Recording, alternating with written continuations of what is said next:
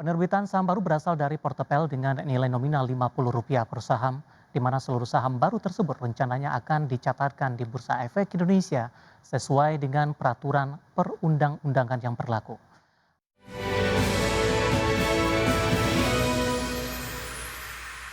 Selanjutnya PT Widodo Makmur Unggas Tbk menyiapkan aksi korporasi penambahan modal dengan hak pemesan efek terlebih dahulu atau right issue dengan rencana penerbitan maksimal 6,1 miliar saham baru.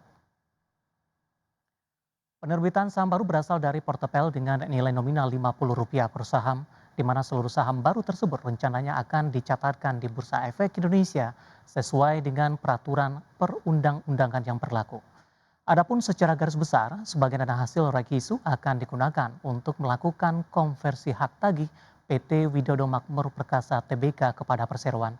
Selebihnya dana yang diperoleh setelah dikurangi biaya-biaya emisi akan dimanfaatkan sebagai modal kerja perseroan. Dari sisi keuangan, manajemen memperkirakan aksi korporasi ini akan berdampak positif terhadap struktur permodalan.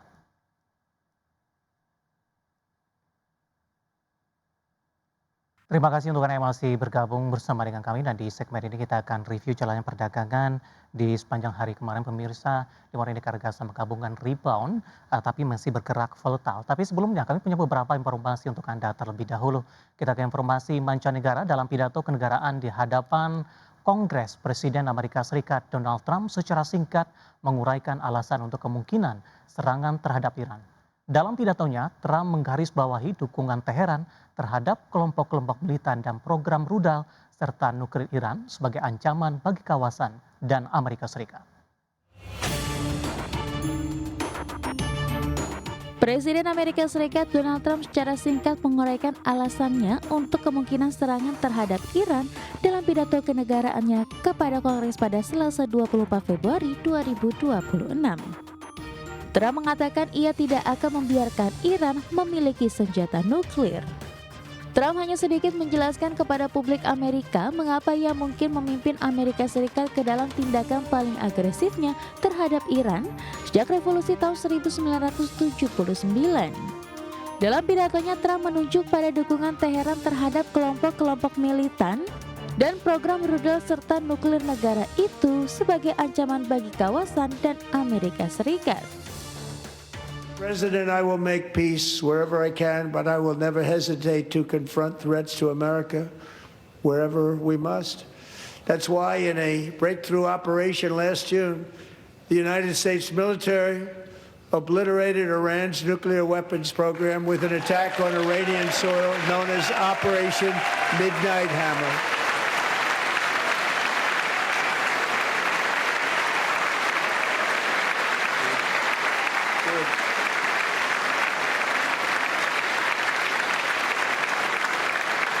For decades, it had been the policy of the United States never to allow Iran to obtain a nuclear weapon.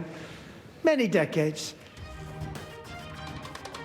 Persiapan menjelang pidato Trump dibayangi oleh peningkatan kekuatan militer Amerika di Timur Tengah dan persiapan untuk kemungkinan konflik dengan Iran yang dapat berlangsung selama berminggu-minggu jika Teheran tidak mencapai kesepakatan untuk menyelesaikan perselisihan yang telah lama terjadi mengenai program nuklirnya.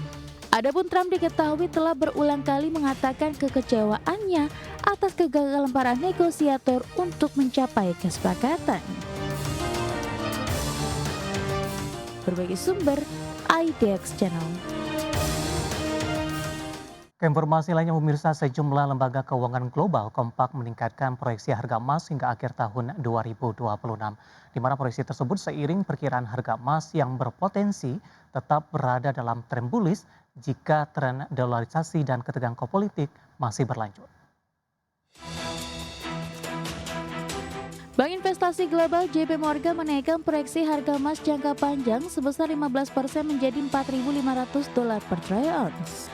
Namun proyeksi harga emas pada akhir 2026 tetap dipertahankan di level $6.300.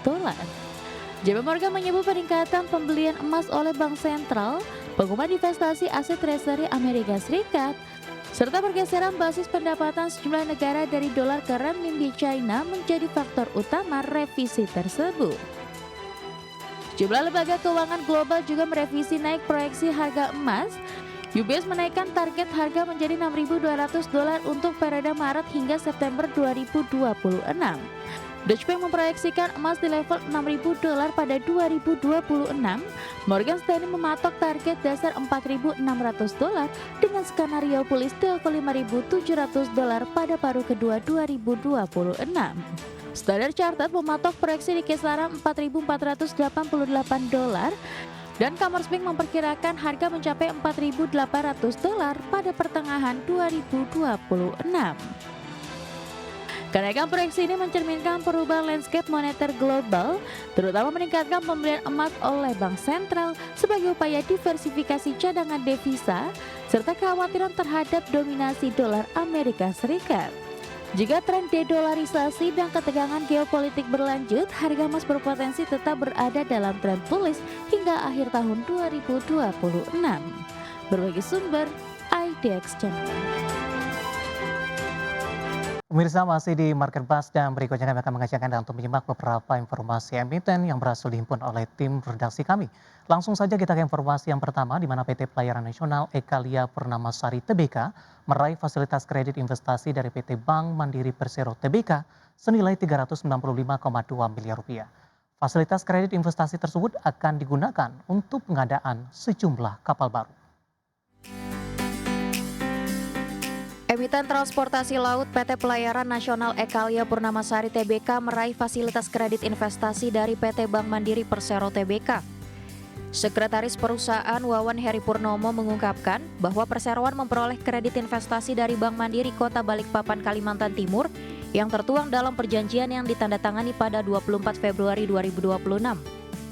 Fasilitas kredit itu mencakup kredit investasi 9 sebesar Rp280 miliar dan kredit investasi 10 sebesar Rp115,2 miliar.